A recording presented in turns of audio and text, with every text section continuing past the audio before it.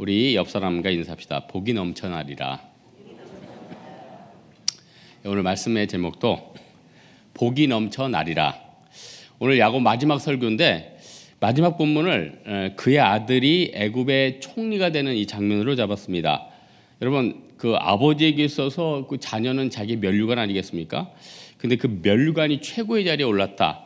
이미 뭐 다 이룬 거죠. 더 이상 소원이 없을 것입니다. 이스라엘의 총리만 돼도 하나님 너무 감사합니다. 이게 무슨 은혜입니까? 이렇게 고백할 텐데 자기가 생각하지 못했던, 꿈에 그리지도 못했던 그 애굽에 가서 총리가 됐다. 이거는 뭐 믿을 수 없는 거죠. 그래서 야, 하나님이 생각하는 건 내가 생각하는 것보다 높고 나와는 전혀 차원이 다른 그런 인생을 계획하시는구나. 오늘 요셉을 통해서 하나님이 야곱의 진짜 인생의 진짜 활용정점, 마지막 축복을 어떻게 주는지 보겠습니다. 일단 하나님이 야곱에게 축복하신 것을 대를 물려서 어떤 축복을 주셨냐면은 야곱의 몇 배죠. 요셉한테는 예측할 수 있는 인생의 축복을 주셨다는 겁니다. 여러분, 우리가 뭐 많이 두려워하죠? 미래가 그렇게 두려운 거 아니에요. 이제 정치인들 이제 선거 다가오니까 그 용한 사람들 많이 찾아간다면서요. 왜냐면 다 불안하니까, 어떻게 될지 모르니까. 그거 하나님의 영역 아닙니까? 이 미래는 하나님의 영역인데 그걸 모르니까 세상 사람들은 길길이 불안해서 날뛴다는 거예요.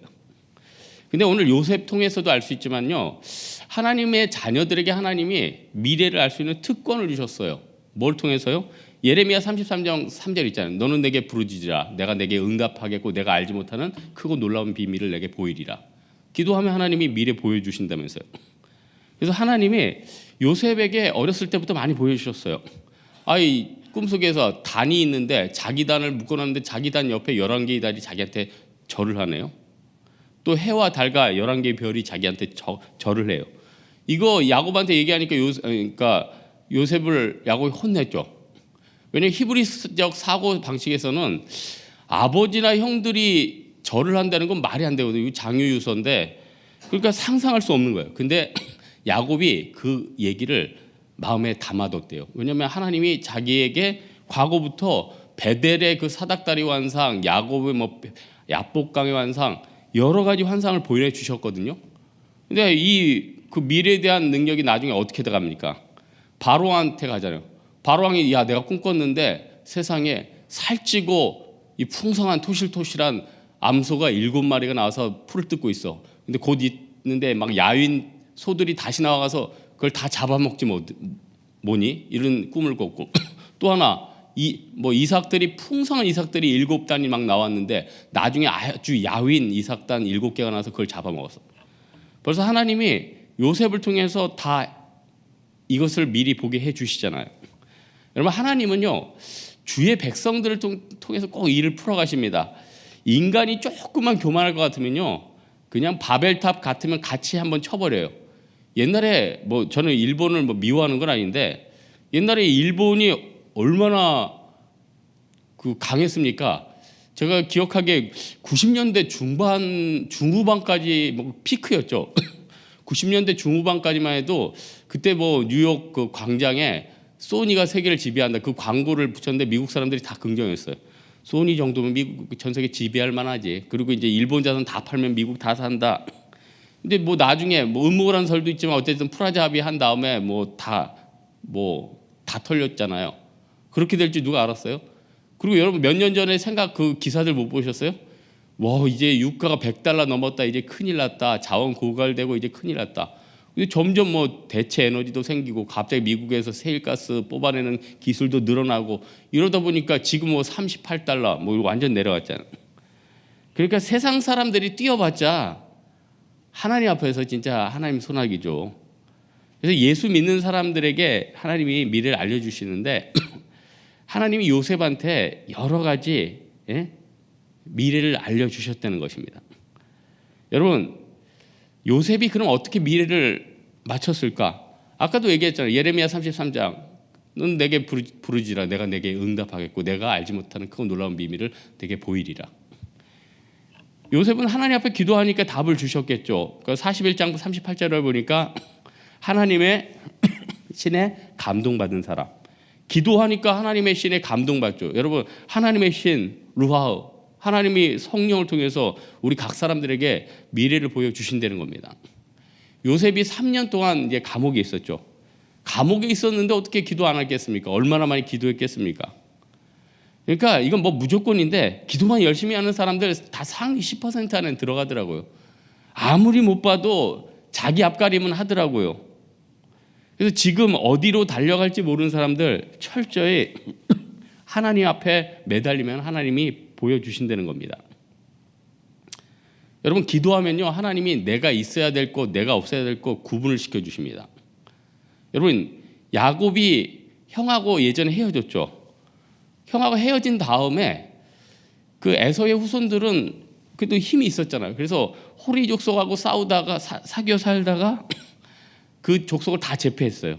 그리고 재빨리 뭘로 돌렸냐면 왕정으로 돌렸어요. 그래서 그 야곱의 후손들은 저기 출애굽하기 전에 굉장히 고생했어요. 노예로. 근데 그 에서 족속들은 그 포로 시대 때 자기들은 왕정을 통해서 굉장히 부귀영화 누렸어요. 그때만 해도 사람들은 지혜가 뭡니까? 저 애굽 밑에 있으면 저 사람들 이제 다 이제 평생 영원한 노예야. 반면에 야, 역시 에서 족속 가면 벌써 왕정 차지하고 인생 잘 풀리는구나. 그렇지만 우리 이 스토리 아는 사람들은 어떻게 해요? 내가 에서 가문에 있을 때도 당장 나와가지고 야곱 가문으로 옮겨버리죠. 나중에 축복과 소망이 어디로 있는지 알기 때문에. 우리는 하나님 앞에 충만한 기대를 통해서 하나님의 영이 충만하게 내 안에 내지해야 되고 그 길을 받아야 된다는 겁니다. 그렇다면 하나님이 이 요셉에게 예측할 수 있는 능력을 주셨어요. 우리도 그 예측할 수 있는 능력을 받아야 되는데 그 다음에 이 요셉은 가만히 있지 않았다는 거예요. 그걸 실행에 옮겼죠. 요셉이요, 7년 풍년과 7년 흉년을 하나님의 계시를 통해서 받았습니다. 여기서 끝났으면 예언자로 끝나는 거죠. 여러분, 우리 뭐 특세를 한다든지 하나님 앞에 기도를 한다든지 뭐 삼각상에 올라가서 간구한다든지 기도 충분히 하면 하나님이 인사이트나 갈 길을 대부분 보여주십니다. 근데 여기서 끝나요. 요셉이 위대했던 거는 그 인사이트를 받은 다음에 바로 조치를 3가지를 취해요. 근데 이 3가지 조치가 너무너무 지혜로워요. 첫 번째는 이 7년 풍년이 있으니까 곡식을 성에 쌓아두라고 그래요. 그래서 모든 곡식들을 다 성에 쌓게 만들어서 각 성에. 그리고 나중에 흉년이 오자마자 그걸 나눠주는 게 아니라 돈으로 팔았어요. 이게 어떤 조치냐면은 7년 동안 풍년이 얼마나 왔던지 각 성에 뭐 바다와 모래, 바다의 모래 같았대요. 바다의 모래 같았대요. 여러분, 바다 모래가 얼마나 많은지 옛날에 그랬잖아요. 우리나라 신도시 지을 때 모래 부족하니까 바다의 모래를 갖다 써가지고 지금 어렵게 됐죠. 무슨 얘기인지 아시죠? 그러니까 이 바다의 모래 같았다는 건 그렇게 많다는 거예요. 그리고 셀 수가 없을 정도 어마어마한 거예요. 흉년의 때. 근데 이거 흉년의 때 그렇게 많으니까 쌓아놨죠. 각 성에. 바로 성이 아니라 각 성에 쌓아놨어요. 그러니까 양식이 엄청났겠죠. 근데 그 다음에 그냥 나눠준 게 아니에요. 돈을 받고 팔았대요. 이게 왜 지혜로운 조치냐면은 왕하 6장 25절에 보면은 그때 사마리아를 에워싸가지고 아람 사람들이 전쟁을 일으키죠. 근데 이제 안에 돈이 안 도니까 어떻게 돼요? 돈은 있는데 물건이 안 드는 거죠. 그러니까 나귀머리 하나에 은 80세겔, 하푼테 4분의 1에 은 5세겔. 무슨 말입니까? 나귀머리 하나에 수백만 원, 비둘기 똥 하나에 수십만 원.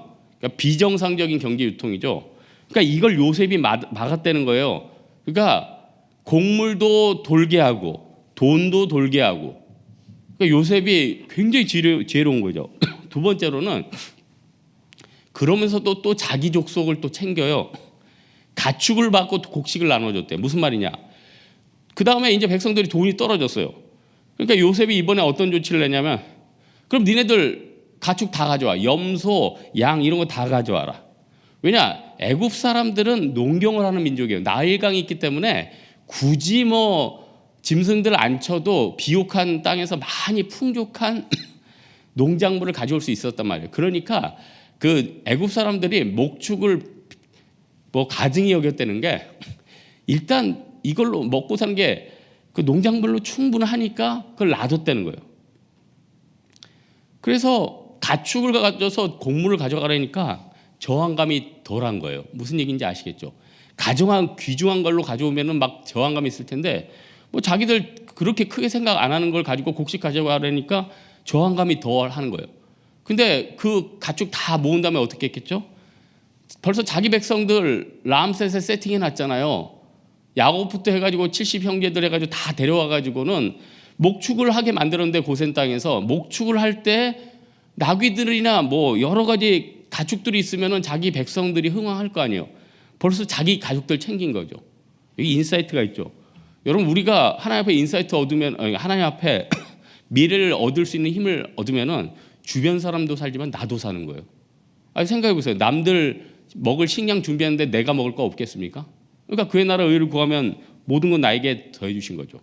그리고 마지막 단계가 뭐냐면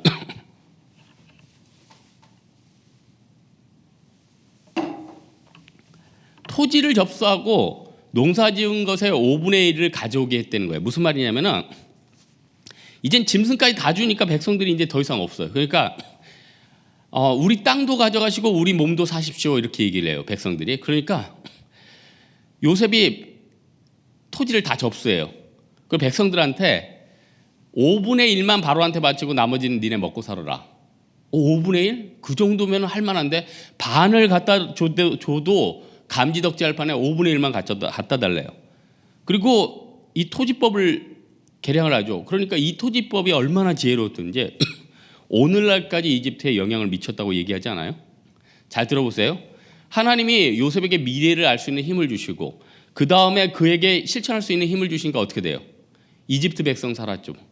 바로 진짜 손 안 대고 코 불었죠. 세 번째 이집트가 살았죠. 요셉 가족 살았죠. 이스라엘 살게 됐죠. 여러분 이거 진짜 굉장한 지혜입니다. 여러분 이 시대를 잘 파악해야 되는데 이 시대가 지금 정보 과잉 시대 아니에요? 권세 있는 사람 없는 사람 재력가 다 지혜가 있어요. 지식이 있어요. 근데 이거 누가 얻을 수 있습니까? 좋은 건강법들 다 하는데 이거 실천하는 사람들이 얻는 거 아니에요? 그게 내게 되는 거 아니에요? 저는 늘 고민하는 것 중에 하나가 하나님의 은혜와 인간의 노력의 경계선은 어디인가? 이거 참 고민이 많이 돼요. 공부를 안 하는데 기도만 하면 시험을 잘 볼 것인가? 근데 그런 사람이 있더라고요. 제 친구 중에 한 명이 학력고사 보기 석 달 전에 30점 올라왔어. 기도 열심히 하는 애인데 또 가끔 예외적인 애들이 있어요. 그러니까 부인할 수 없고 또 운동을 안 하고 기도만 한다고 건강해질 것인가? 진짜 약한 사람 기도를 했는데 또 건강해지는 거예요. 이것도 부인할 수 없고 사업하는 분이 열심히 안 뛰고 기도만 한다고 사업이 될 것인가? 또 간혹 이런 사람 태어나. 이걸 다 부인을 할 수 없어요. 반대로 기도 안 하고 공부만 한다고 인생이 잘 될 것인가? 또 이런 것도 있는 것 같고 기도 운동을 안 하고 맨날 몸만 가꾼다고 그것이 아름다운 인생인가? 이건 좀 아닌 것 같고 예배는 안 드리고 사업한다고 전국적으로 성공하는 인생인가? 예외는 있는데 이게 다 뭔가 완벽하진 않은 것 같죠. 근데 일본의 니카무라 미츠루라는 작가 이런 얘기를 했어요. 인생은 곱셈이다. 어떤 찬스가 와도 당신이 제로면 아무 의미가 없다. 기본이 돼야지 다른 게 붙어도 그게 곱셈 인생이 돼야 된다는 거예요. 여러분 곱셈 인생 무슨 말인지 아시죠? 기도 충분히 한 다음에 하나님 보여주셨으면 좀 움직여줘야죠. 왜 우리는 하나님이 보여주신 다음에 움직이지 않고 또 옛날에 했던 실패를 반복하시는 것입니까? 예? 여러분 야곱의 인생 가운데 가장 슬펐을 때가 제가 이번 주에 야곱 연구하면서 한 2번 있었을 것 같아요. 첫 번째는 자기 사랑하는 라헬 죽으면서 베냐민 낳는 그 순간 베냐민은 얻었지만 라헬이 죽었잖아요. 그때 얼마나 가슴이 아팠겠어요. 또 2번째로 진짜 슬펐을 때가 요셉한테 야 형들 양들 잘 치고 있는지 한번 가서 봐. 그러면서 세겜 땅에 보냈어요. 옛날에 세겜 땅은 디나 강간당하고 거기서 피 튀기는 아주 상처 있는 곳 아니에요. 그런데 그 세겜 땅에 보냈는데 이번에 야곱이 실종돼서 13년간 없어졌다. 죽었는 줄 알았겠죠. 그러니까 세겜 땅에 내가 왜 보냈지 하면서 그 트라우마는 어마어마한 거죠. 어마어마한 거예요. 내가 괜히 그때 베델로 안 내려가고 세겜 땅에 가고 베델 땅에 온 거 베델 땅에 나중에 한 30년 지나서 왔잖아요. 그러니까 그 많은 시간 동안에 그게 얼마나 큰 상처가 됐겠어요. 아마 이 세겜 땅에 대한 상처는 어마어마했을 거예요. 그 실천하지 못한 데에 대한 아픔이 있죠. 그래서 여러분, 하나님께서요 우리에게 뭐 보여주시면요 두려워도 순종하면서 좀 가면서 보여주신 게 있다는 것입니다. 여러분, 우리가 하나님 앞에서 좀 방황하더라도 공부하면서 방황하면 좀 보여주셔요. 좀 이 직장 다닐까 말까 하더라도 좀 열심히 다니면서 고민하면은 보여주세요. 문제가 뭔지 아세요? 계속 양다리 거치고 있어요. 마음은 막 중간 건들건들해요. 아, 여기 다닐까 말까. 얼굴에 다 나와요. 얼굴에 다 나와요. 네 얼굴에 다 써 있어. 주변 사람도 부담스럽고 하나님도 별로 그 자세 좋아하지 않아요. 아, 갈 땐 가더라도 이 직장에서 열심히 뛰다 가는 거, 내가 뭐 마음에 안 들 때도 열심히 섬기고, 그게 아름다운 거 아니에요? 왜 우리는 자세가 이렇게 삐뚤어지는 겁니까? 41장 37절에 보니까 바로와 그 모든 신하가 이 일을 좋게 여긴지라. 그래서 요셉 시키는 대로 다 했대요. 여러분, 우리가 요셉처럼 움직이다 보면 내가 이 시대의 대안이 되는 거예요. 내가 요셉처럼 따르다 보면 이 시대의 대안이 된다는 겁니다. 그러면 하나님의 복이 무엇입니까? 오늘 말씀의 제목이 복이 넘치리라. 복이 넘치리라. 요즘 말로 말하면 뭐 복리라는 게 있죠. 아인슈타인이 유명한 얘기했어요. 세상에서 가장 위대한 발견은 복리의 힘이다. 과학자가 딱 보니까 시간 지나면서 뭐 이게 이자에 이자를 붙이고 엄청난 가속이 붙네. 그래서 과학자가 보기에도 대단했나 봐요. 그렇다면은 이자도 복리가 좋은데 우리 인생이 복리가 되면 얼마나 유익하겠어요. 오늘 본문 41장 40절에 보면은 너보다 높음이 보좌뿐이다. 요셉이 바로 이 인자가 됐어요. 격이 틀리죠. 이스라엘의 총리와 격이 틀려요. 이 세상에서 제일 큰 나라의 총리가 됐다는 거예요. 어디를 가든지 높임 받았다는 거예요. 인정받았다는 거예요. 우리 요셉을 통해서 어떤 복을 얻을 수 있습니까? 차원이 다른 복. 차원이 다른 복. 어제 뭐 컴퓨터랑 인간이 바둑두면서 그런 얘기했다면서요. 내가 왜 졌는지 좀 차원이 다른 것 같다. 차원이 다른데요.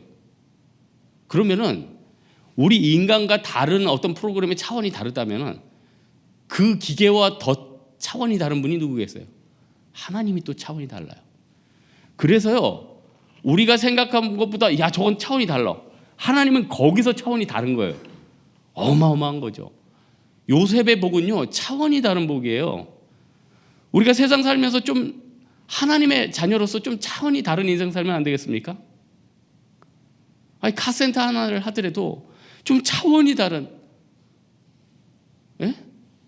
가면은 맨날 다른 거 고장낼까 걱정하는 그런 카센터가 아니라 내가 얘기도 안 하는데 다음 정별까지 다 알려주는 거. 그럼 나 평생 거기 가겠다. 무슨 얘기인지 아시겠죠?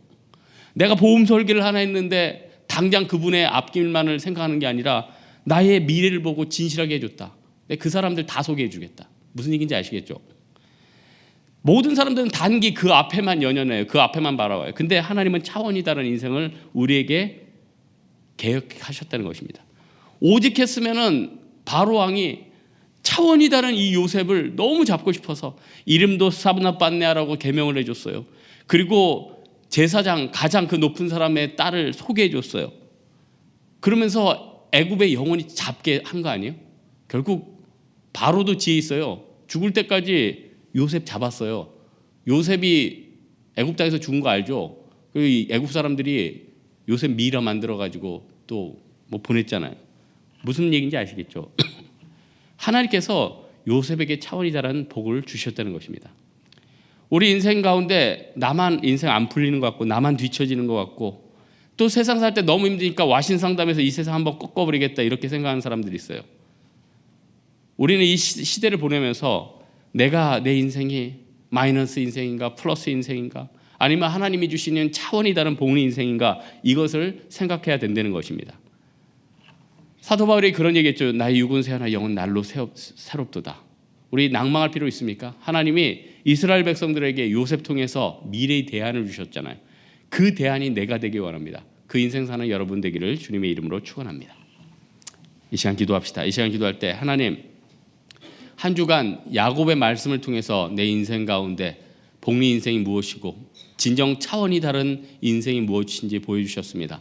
하나님 승리케 하여 주시고 이번 주일에도 예배 잘 드리게 하시고 복이 넘쳐나리라 이 믿음 가지고 나아갈 수 있게 달라 우리 하나님 앞에 각자 기도하다 돌아가도록 하겠습니다. 기도하겠습니다.